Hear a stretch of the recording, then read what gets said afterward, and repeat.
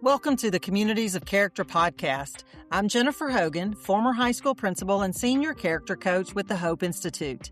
Today's conversation is one that I've been looking forward to because it's about leadership at the highest level, but it's grounded in what matters the most.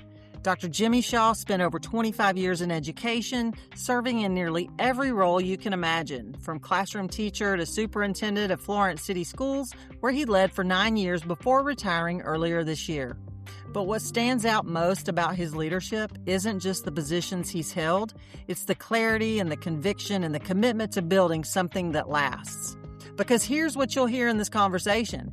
Character wasn't something extra, it wasn't a program, and it became the work. And like a lot of meaningful leadership journeys, it didn't start with a perfect plan. It started actually with a problem, a little frustration, and a powerful question. What do we actually believe? From there, Dr. Shaw led his district through the work of defining core values, building alignment, and creating a culture where adults and students could not only say what they believed, but live it. This is a conversation about clarity before expectations, about building a coalition of the willing, as you'll hear Dr. Jimmy Shaw call it, and about doing the work that matters, even when it's hard and messy and met with resistance. So as you listen, think about your own leadership. What are you building? What are you modeling? And what will still be standing when you're no longer in the role? Let's jump to this incredible conversation with Dr. Jimmy Shaw.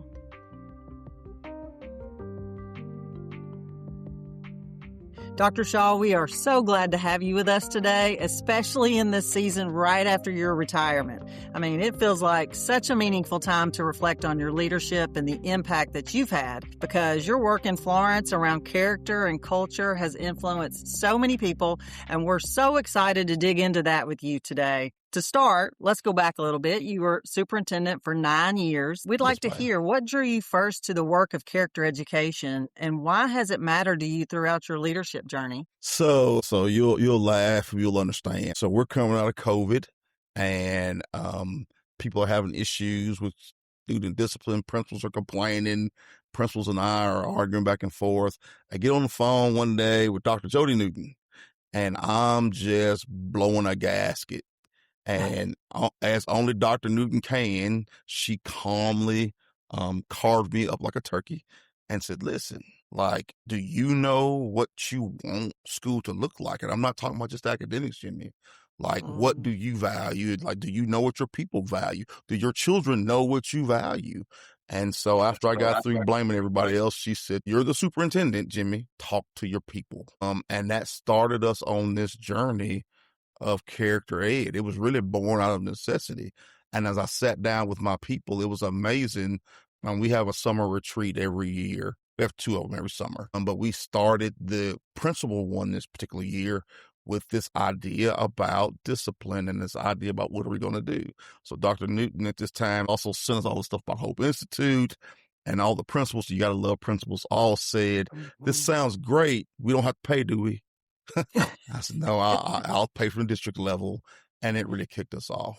I'll say this. We thought we had an identity, but it really wasn't until we sat down and started having these meaningful conversations about character that we really kind of established for the first time who we were and what we believed. And this community kind of for the first time latched on.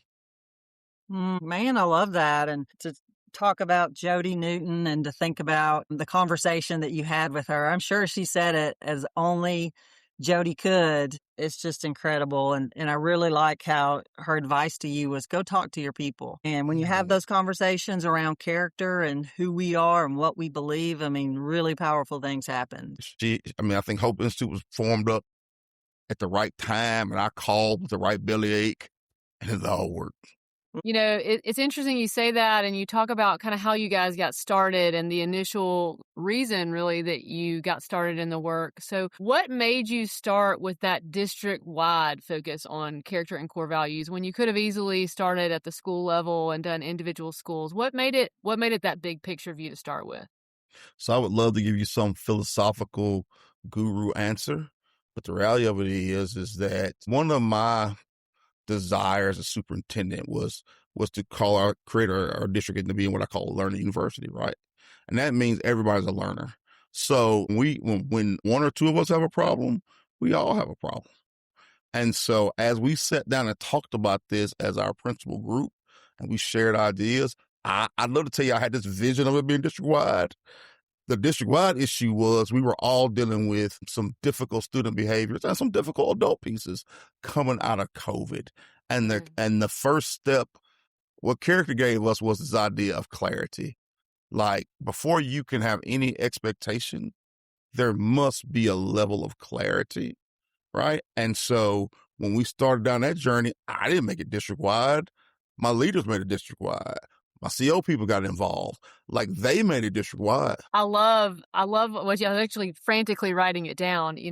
Before expectations, you have to have clarity. And I love that you let your people do it. And really, it was the consensus of the people that you work with and worked for you that said, hey, this has got to be all of it. I agree. But, district level leadership, it can often feel very operational. There's lots of management pieces, the budgets, logistics, the systems. How did you, as the superintendent, the man in charge, how did you intentionally keep character and culture at the center of your leadership in the midst of all that? My first few years as superintendent were dealing with those pieces. My job, I felt like, was to be the umbrella or the blocker for leaders like Lynn Heiss and Sherry Chase and Connie Wallace. So I did all the blah stuff, right? But as retirements began to happen in the district, I had to reassess who I had at the district level. So I had some super talented people, but people were talented at different things. So I started around the time of COVID because it was so much person-to-person PR. Like, I started to try to put pieces around me that could maybe help with some of the politics and help with other things so that I could focus on school. Like, really and truly, Jennifer, like, I started with Lynn Heiss, we started coaching principals. So we only have 8 principals in Florence. And so she and I started coaching principals, and that kind of sucked me in to kind of what this looks like. And so some trade-offs, right? It was trade-offs, but it was also some, hey, if you have somebody gifted and talented in the area of safety, rather than you, the superintendent, being the constant call for that, let somebody else do that, right? In my opinion, when you're in district leadership, your job is to, it's okay if I use a football analogy? Yeah. So it used to be this defense called a 3-3 stack. And people may not know what I'm talking about. Just hear me for a minute. There was a man in the middle and 2 men on the end. All right, so you have 3 people and you have 6 gaps. So A gap, a B gap, a C gap on both sides, right? So what happens in a 3-3 stack is nobody knows what gap they're going to have until the ball is snapped. And then they have 3 linebackers behind them, and their job is to make sure that the uncovered gaps are filled. I feel like as central office superintendent, that's our job. Like whatever is needed at the schools, like whatever they're gifted and talented, let them do it, and we fill in the gaps.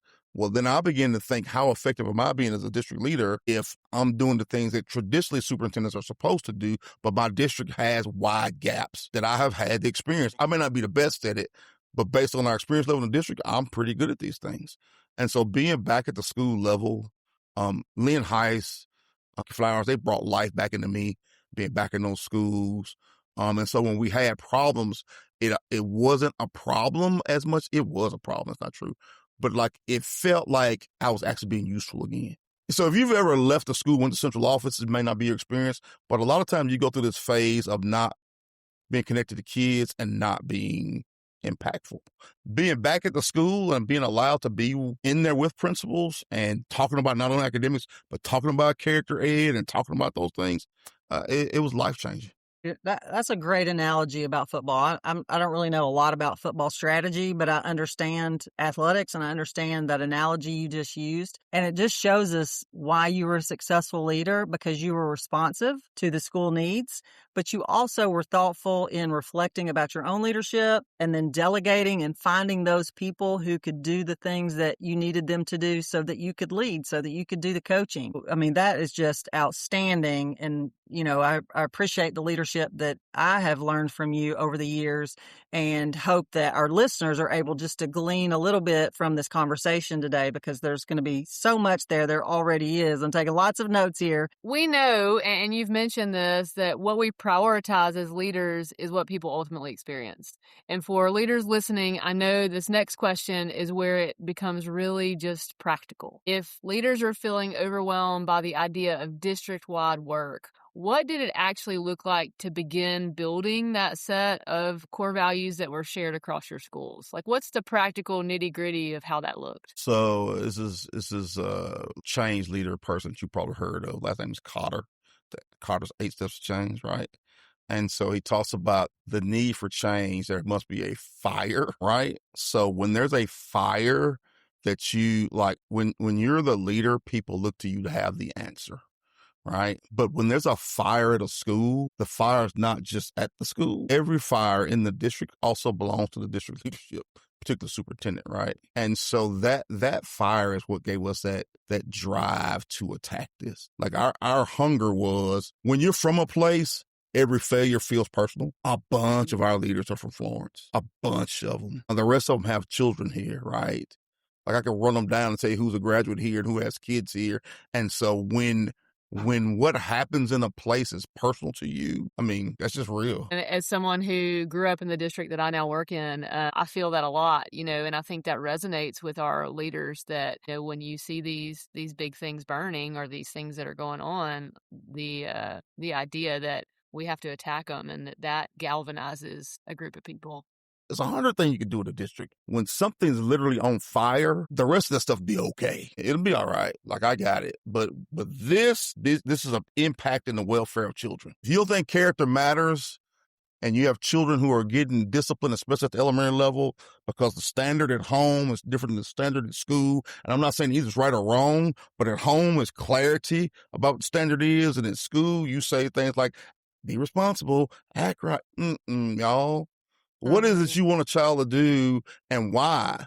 And the same thing for your adults. Those 2 lines right there, Dr. Shaw, that'll bring it home. Here's another question. Once you started this work and began working on character and culture, there's always that question, is this really taking hold?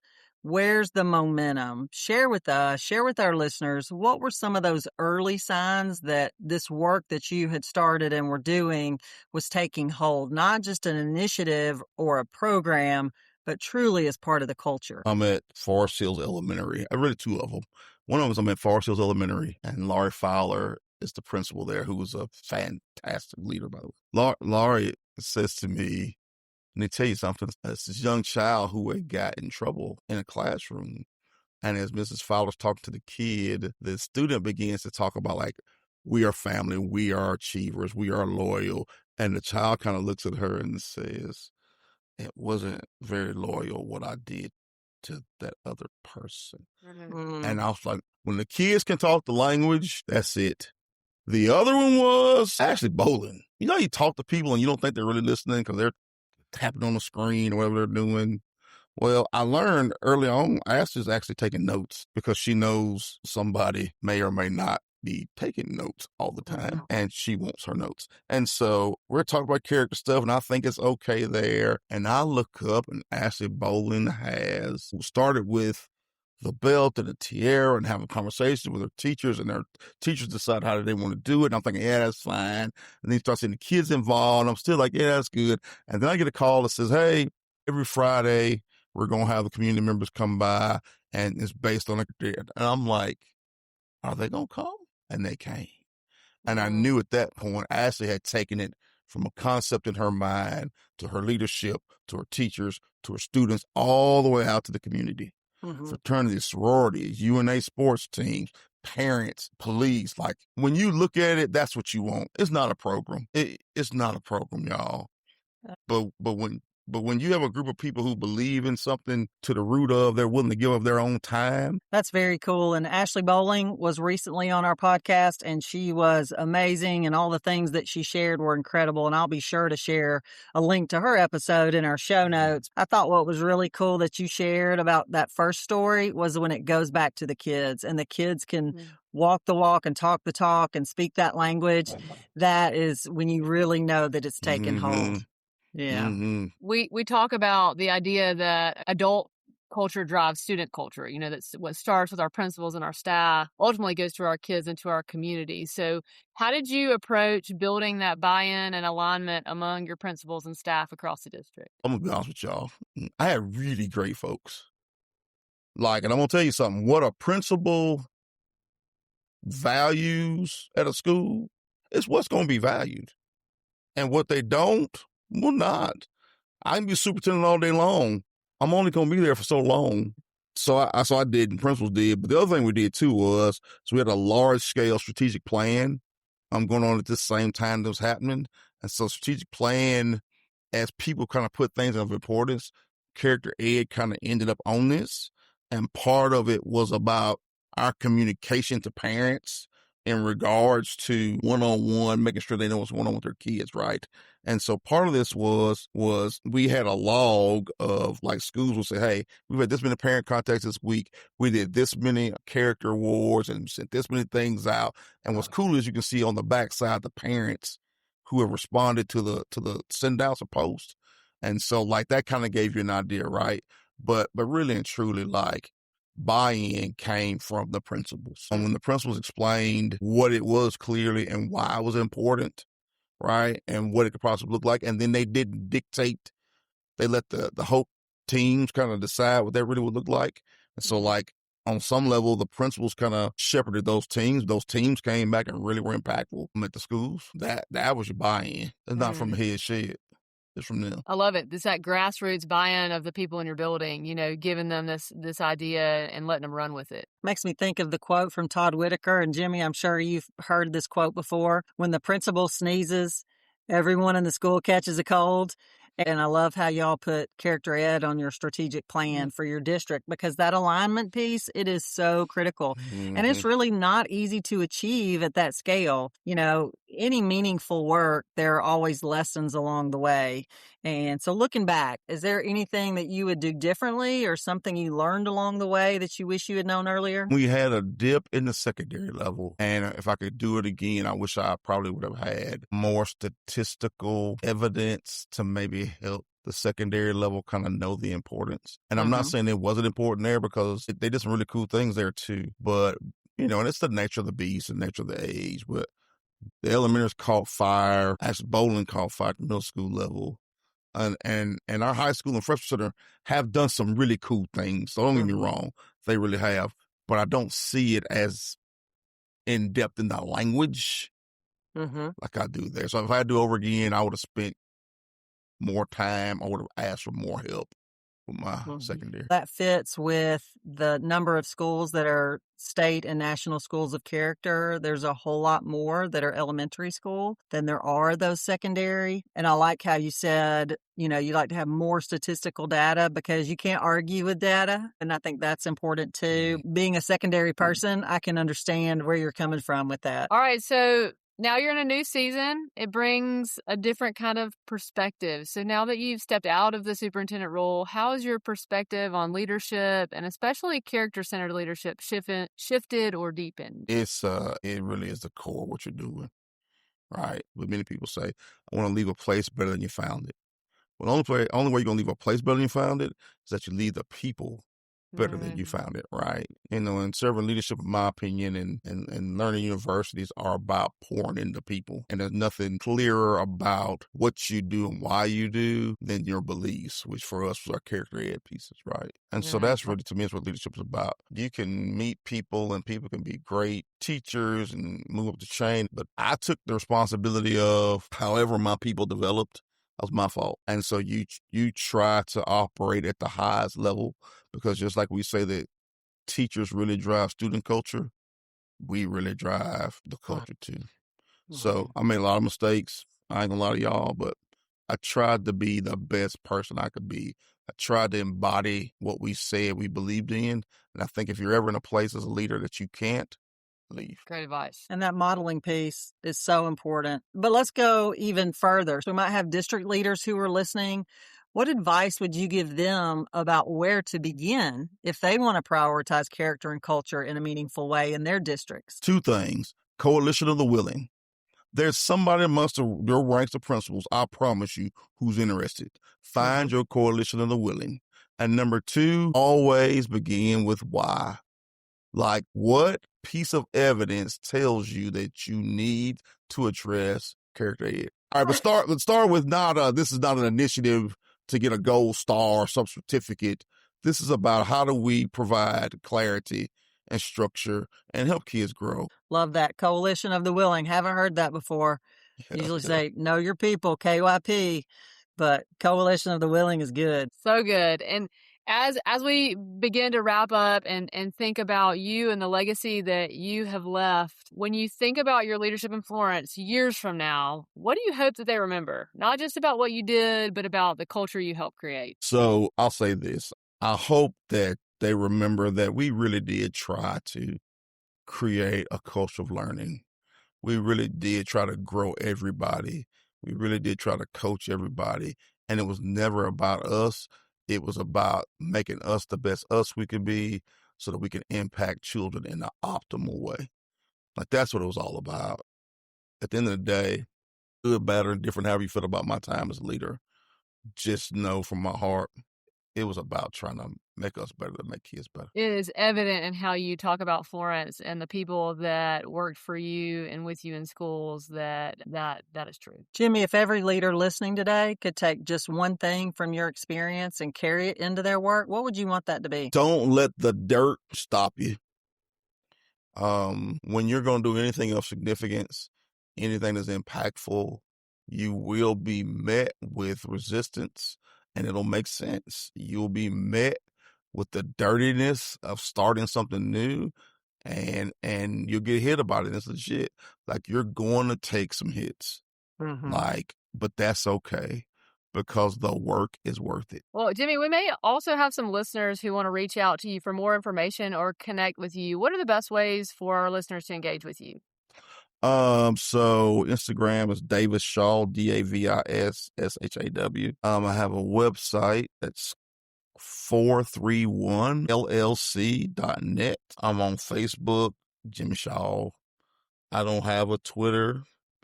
I do have a book that I've written. It's called Seeking and Learning University. We'll make sure that we add all that to the show notes, so our listeners, be sure you check those out. We'll include the links to resources that are mentioned in the show, as well as contact and social media information for us and for you. Jimmy, thank you so much for your leadership, for sharing your thoughts with us today. There's so much here for listeners to reflect on and take back into their own communities. And to those of you who are listening, we hope you're walking away with something you can carry into your leadership today, right away. Thank y'all for having me. And as always, listeners, we'd love to hear your takeaway. You can connect with us on Instagram at coc.podcast. Until next time, keep building character in your community, one decision, one relationship, one conversation at a time.